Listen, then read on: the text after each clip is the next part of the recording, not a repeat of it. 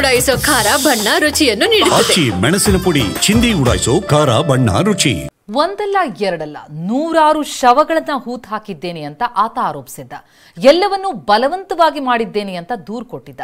ಅದೇ ದೂರನ್ನ ಆಧರಿಸಿ ಎಸ್ಐಟಿ ತನಿಖೆಗಿಳಿದಿದೆ. ಧರ್ಮಸ್ಥಳ ಗ್ರಾಮ ಪಂಚಾಯಿತಿ ವ್ಯಾಪ್ತಿಯಲ್ಲಿ ಶೋಧ ನಡೆಸಿದೆ. ಶೋಧದ ವೇಳೆ ಸಿಕ್ಕಿದ್ದೇನು ಎನ್ನುವ ಡೀಟೇಲ್ಸ್ ಈ ವರದಿಯಲ್ಲಿದೆ.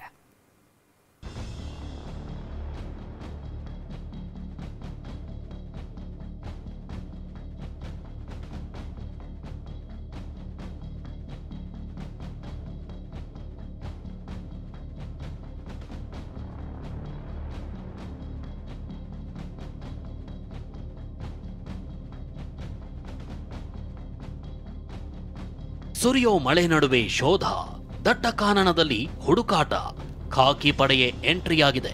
ಶ್ವಾನದಿಂದಲೂ ಸರ್ಚಿಂಗ್ ಆಗ್ತಿದೆ. ಅರ್ತ್ ಮೋವರ್ನಿಂದ ನೆಲ ಅಗೆಯೋ ಕೆಲಸ ಶುರುವಾಗ್ತಿದ್ದಂತೆ ಅಲ್ಲಿದ್ದವರ ಕುತೂಹಲ ಹೆಚ್ಚಾಗಿತ್ತು.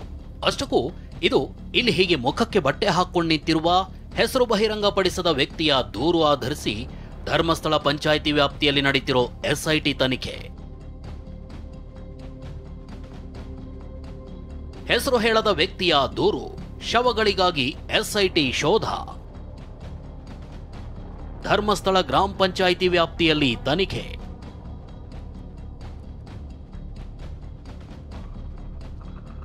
ತಾನು 25 ವರ್ಷಗಳಿಗೂ ಹಿಂದೆ 100 ಶವಗಳನ್ನ ಹೂತು ಹಾಕಿದ್ದೀನಿ. ಯಾರೋ ಮಾಡಿದ ಅತ್ಯಾಚಾರ ಮತ್ತು ಕೊಲೆಗಳಿಂದ ಸತ್ತವರ ಶವಗಳನ್ನು ನನ್ನ ಬಳಿ ಹೆದರಿಸಿ ಹೂತು ಹಾಕಿಸಿದ್ದಾರೆ ಅಂತ ತಪ್ಪೊಪ್ಪಿಗೆ ಮಾಡಿಕೊಂಡಿದ್ದ. ಪೊಲೀಸರು ತನಿಖೆ ಆರಂಭಿಸಿದ್ರು. ಬೆಳ್ತಂಗಡಿ ನ್ಯಾಯಾಲಯಕ್ಕೆ ಒಂದು ತಲೆಬುರುಡೆ ಎಲುಬುಗಳ ಸಮೇತ ಹೋಗಿ ನ್ಯಾಯಾಧೀಶರೆದುರು ಹೇಳಿಕೆ ನೀಡಿದ್ದ. ಇದೇ ದೂರು ಸಂಬಂಧ ತನಿಖೆ ನಡೆಸಲು ಸರ್ಕಾರ ಹಿರಿಯ ಪೊಲೀಸ್ ಅಧಿಕಾರಿ ಪ್ರಣವ್ ಮೊಹಂತಿ ನೇತೃತ್ವದಲ್ಲಿ ಎಸ್ಐಟಿ ರಚನೆ ಮಾಡಿದೆ. ಇದೇ ಎಸ್ಐಟಿ ತಂಡ ನಿನ್ನೆಯಿಂದ ಧರ್ಮಸ್ಥಳ ಪಂಚಾಯಿತಿ ವ್ಯಾಪ್ತಿಯಲ್ಲಿ ತನಿಖೆ ಆರಂಭಿಸಿದೆ.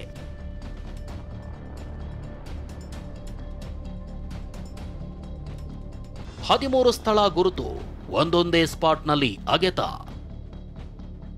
100 ಶವ ಹೂತು ಹಾಕಿದ್ದೀನಿ ಅಂತ ಹೇಳಿದ ಈ ವ್ಯಕ್ತಿಯನ್ನೇ ಕರೆದುಕೊಂಡು ನಿನ್ನೆ ಧರ್ಮಸ್ಥಳಕ್ಕೆ ಹೋಗಿದ್ದ ಎಸ್ಐಟಿ ಆತ ತೋರಿಸಿದ 13 ಸ್ಥಳಗಳನ್ನ ಮಾರ್ಕ್ ಮಾಡಿತ್ತು. ನಿನ್ನೆ ಎಸ್ಐಟಿ ಡಿಐಜಿ ಅನುಚೇತ್ ನೇತೃತ್ವದಲ್ಲಿ ಶವಗಳಿಗಾಗಿ ಶೋಧ ಆರಂಭವಾಗಿದೆ. ಧರ್ಮಸ್ಥಳ ಸುತ್ತಮುತ್ತ 100 ಹೆಣಗಳನ್ನು ತನ್ನ ಬಳಿ ಬಲವಂತವಾಗಿ ಹೂತಾಕ್ಸಿದ್ದಾರೆ ಅಂತ ಹೇಳಿ ಓರ್ವ ಅನಾಮಿಕ ದೂರುದಾರ ಬರ್ತಾನೆ, ತಪ್ಪನ್ನ ಒಪ್ಕೊಳ್ತಾನೆ. ಪೊಲೀಸ್ ಇಲಾಖೆ ದೂರನ್ನ ದಾಖಲಿಸ್ಕೊಳ್ಳುತ್ತೆ. ಸರ್ಕಾರ ಎಸ್ಐಟಿ ರಚನೆಯನ್ನ ಮಾಡುತ್ತೆ. ಎಸ್ಐಟಿ ಅಧಿಕಾರಿಗಳು ತನಿಖೆಯನ್ನ ಮಾಡಿ ನಿನ್ನೆ ಧರ್ಮಸ್ಥಳಕ್ಕೆ ಆತನನ್ನು ಕರೆದುಕೊಂಡು ಹೋಗಿ 13 ಕಡೆ ಜಾಗವನ್ನು ಗುರುತು ಮಾಡ್ತಾರೆ. ಈ 13 ಕಡೆಯಲ್ಲಿ ನಾನು ಹೆಣವನ್ನು ಹೂತಾಕಿದ್ದೀನಿ ಅಂತ ಸ್ವತಃ ಅನಾಮಿಕ ದೂರುದಾರ ಹೇಳ್ತಾನೆ.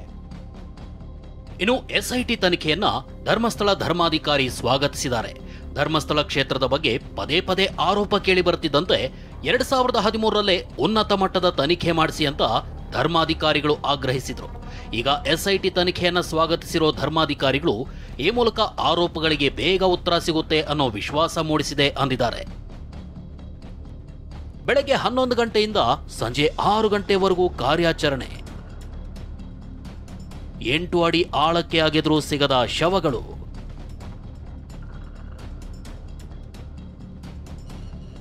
ಈ ವ್ಯಕ್ತಿ ತೋರಿಸಿದ ಸ್ಥಳಗಳನ್ನ 1, 2, 3 ಅಂತ ಗುರುತಿಸಲಾಗಿದೆ. ನಿನ್ನೆ ಸ್ಪಾಟ್ 1ರಲ್ಲಿ ಮೊದಲ ದಿನದ ಆಪರೇಷನ್ ಶುರುವಾಗಿತ್ತು.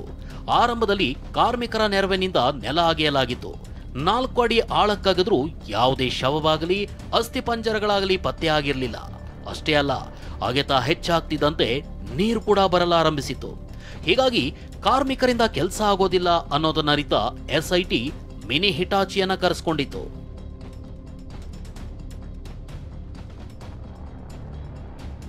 ಪೊಲೀಸ್ ಡಾನ್ನಿಂದಲೂ ಶವಕ್ಕಾಗಿ ಶೋಧ.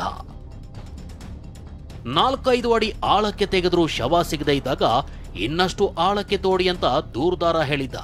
ಹೀಗಾಗಿ ಪಾಯಿಂಟ್ ನಂಬರ್ 1ರಲ್ಲಿ ಬರೋಬರಿ 15 ಅಡಿ ಅಗಲ ಹಾಗೂ 8 ಅಡಿ ಆಳದವರೆಗೂ ಹಿಟಾಚಿಯಿಂದ ಉತ್ಖನನ ಮಾಡಲಾಯಿತು.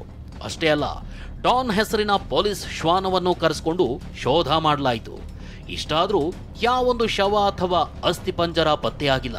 ಒಟ್ಟು 13 ಪಾಯಿಂಟ್ ಮಾಡಿರೋ ಎಸ್ಐಟಿ ನಿನ್ನೆ ಮೊದಲ ಪಾಯಿಂಟ್ನಲ್ಲಿ ಶೋಧ ಮಾಡಿದೆ.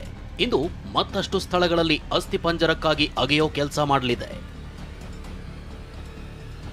ಪೃಥ್ವಿರಾಜ್ ಬೊಮ್ಮನಕೆರೆ, TV9 ಮಂಗಳೂರು.